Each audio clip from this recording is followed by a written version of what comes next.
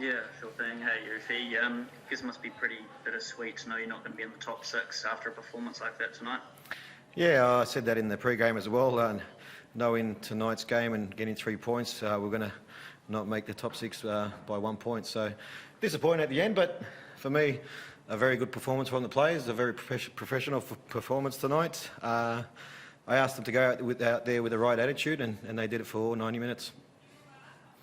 And just want to ask you about last night. How gutted were you watching the ALeague Western Sydney game? Yeah, look, I think the worst thing in football is to rely on other results. I think we had the opportunity to do it ourselves and put ourselves in that position to make the top six. So, like I said, disappointing. A lot of learnings from this year. We at the back end, what was that, 11 games now that we've been unbeaten. So disappointing at the end of the day. But I think early in the season is what's hurt us the most. Yeah, how proud are you of the team though, the way that you were able to go so close to the playoffs, given all the challenges that Phoenix faced this year? You know, there are teams that finished below you that got to play every game at home. Yeah, very, very proud of the group. Very, very, very proud of my staff. Very proud of the club and all the work and effort and energy that's gone into this season. The disappointing part is not making the top six with all that energy put into this season. But like I said, a lot of learnings will come from this year. This group, I know what they can achieve, and I have the belief in this group moving forward as well. So, look, good performance. We finish on a high with a good result. So we look forward to the challenges next season. I know it's kind of hard to say, but do you feel that if Phoenix had qualified for the sixth, that you would have been in with a good chance based on the performances of the last 11 games? Yeah, I think we would have put a lot of fear into a lot of teams. I think if you notice our games that we play, there's a lot of respect to our players in the way that we set up and the way that we play. So I think I'm sure we would have made a good run for it. And I guess with tonight's game, Toma continued his incredible goal-scoring form. First player in Phoenix history to score in 5 consecutive games.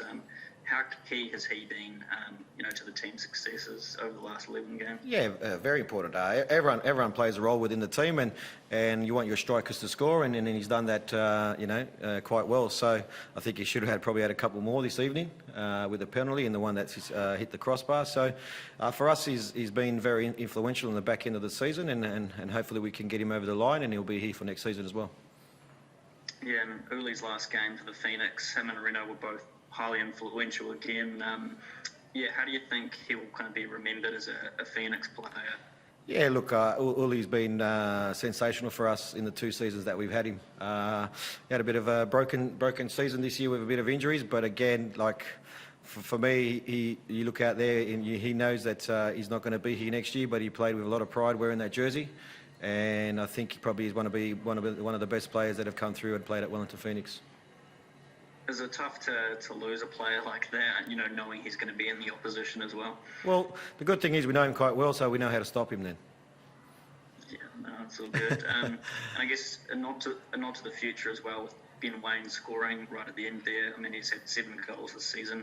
It must be exciting for you as a coach to re-sign, knowing that a young guy like that is only going to get better again next season too. Yeah, hopefully he could get more game time next season as well, and he will grow. And I think this season has been great for Wayno and other players as well. Like Clayton's come in and had a very good season as well. So we promote from within. Ben Old played a couple of weeks ago and made his debut for this club. So for us, we rely on the academy players coming through, and Wayno's had a good season. Even Suts has come in and done a good job as well. Yeah, do you believe you've got the building blocks there to mount a good challenge towards the top 6 next season, even with the 11 players you've got re-signed so far? Yeah, look, I think we've got some good foundations there. There's still players that we're currently talking to that are currently in the squad as well to retain. So for us, we'll do our job again, and we'll do our homework, and we'll make sure we recruit the right players that fit into the club's mould and the way that we want to play.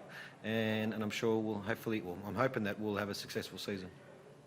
Yeah, and I know you said pre-game you didn't want to kind of dwell on the what-ifs from throughout the season, but are there any moments, there's been many, but is there any one in particular that still kind of bugs you when you look back, that could have got you in the sixth? Oh, there's plenty of moments we can find if we go and review the season. I I think one of the biggest games for us was probably the Newcastle game at home, where we totally dominated and lost that game.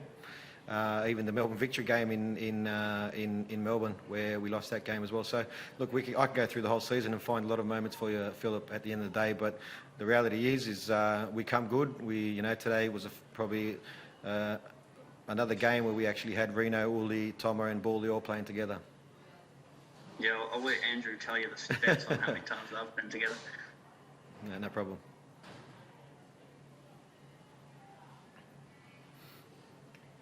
Does TV3 want to go before I chip in? Okay, I'll go. Hi, Ufuk. It's William Hewitt from News Hub TV3. Do you think it was your best performance of the season today? I think there was games where we played really well and not got rewarded, and like that Newcastle game we played at home. I think we totally dominated but lost. And look, for me, I asked the players to be professional, go out there, and there was still something to play for, and that's for your own pride and for the jersey as well. And I think they did that quite well tonight. I know you're just fresh off the pitch from that result, but how do you view the season as a whole? Do you take it as a pass mark, or is missing the playoffs, I guess, like a failure in your eyes? Yeah, for me, my goal was to make the top six. At the end of the day, I think we had a good run in the back end. Like I said, I think early in the season is what hurt us in not making the top six. But look, at the end of the day, like I said, there's a lot of learnings from there. It's been a challenging season being away from home. But like I said, we'll look back at it, we'll review it, and hopefully we can take a step forward and continue next season. Lastly from me, what is the feeling inside the camp? Obviously, it was a brilliant performance. You finished 11 games undefeated, but is it kind of mixed emotions since you're 1 point outside the six? Yeah, obviously there's disappointment because I know what this group can do and how this group can play, and you saw it tonight. So I think there's disappointment that we're not there. At the end of the day, we're not there because we didn't get enough points to get there. So, but I know the group is quite disappointed. But at the end of the day, like I said, we learn from it and we move on. Cheers, Ufuk. Thank you. Thank you. Hi, Ufuk. Congrats on the win. Commiserations on the top six.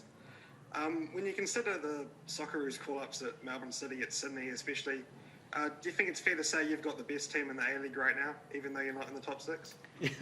Look, I'm always going to say I've got the best team because it's my team, Andrew, at the end of the day. So, we've got some very quality players, and all the players in the team, whether they started or they're on the bench, they bring certain attributes to the team. So, I think, like I said, if we're in the top six, I think we would have had a good chance and a good run at it. I know Phil touched on it, but just that Jordan Much chance last night, it had me leaping up off the couch.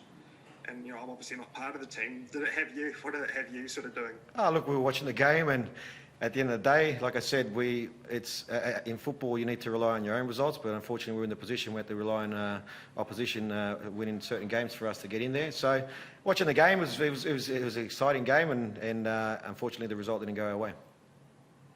We've talked about Ulysses leaving. You've also mentioned, maybe Ben Waine as someone who could have a bigger role to play next season. You've got players tied down. You're trying to re-sign Toma. Is something you'll be looking for is a Ulysses Davila replacement, a player in that mould?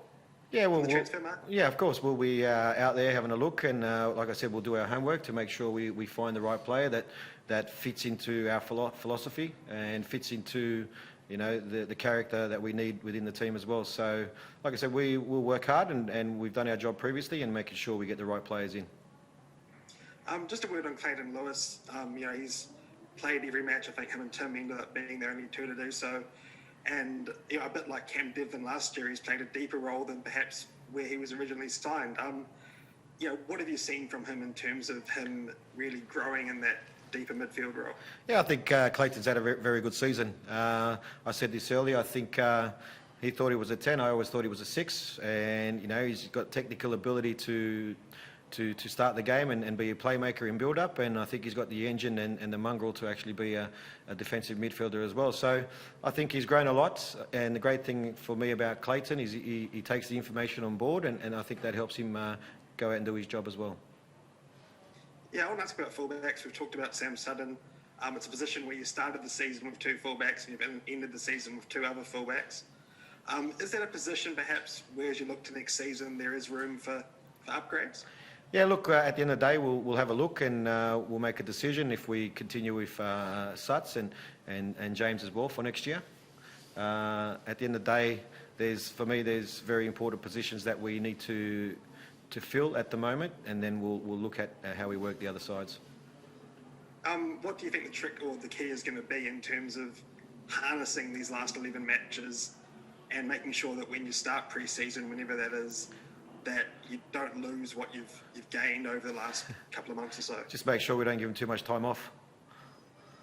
Well, what's the plan in that regard? I mean, well, at the moment, once we get the dates confirmed of what the season looks like, we're probably looking at a mid July start for pre-season. Hasn't been confirmed as yet, but they'll get their break and refresh physically and mentally, and then they'll be ready to go again. And just to finish off, I think you're coming up on 7 months, as a whole for this season. It's been a tough season, but perhaps now that we're at the end of the season, maybe you can be a bit more candid. What's it been like, just going through that experience? I guess, we've seen you on the pitch, but maybe more away from the pitch. Yeah, look, it's been challenging. I'm not going to say it's not been challenging. It's been challenging for our staff, being away from family. At the end of the day, it's been challenging not being in our own environment back in Wellington. In the players in their own change room, us training on our own field. All the little things that add up to be a big thing. And one of the biggest things for me was the quality of the pitch that we used this season wasn't for me up to scratch, because that's something that we work on every day, and how we want to play and what we want to do. So there's all these little things that have probably been challenging for us, at the end of the day. But Andrew, you know me, mate, at the end of the day, I don't make excuses. It's 11v11 and we go out there and we play, mate. And just finally, on a similar note, do you think you'll watch the finals, or is it going to be too painful knowing that you probably really should have been there? Yeah, I love football, so I will watch the finals. Okay, well, thank you. Thank you. Do you feel like next season you will have a better performance or be in a better position if you were to play in Wellington? Yeah, look, you can look at it both ways. You could say we had less travel by being in New South Wales, but at the same time, when we play in Wellington, we also know that the team has to travel internationally to come and play in Wellington as well. So, at the end of the day, I can't say that it would have been a lot different performance-wise if we were there or we were here at the end of the day.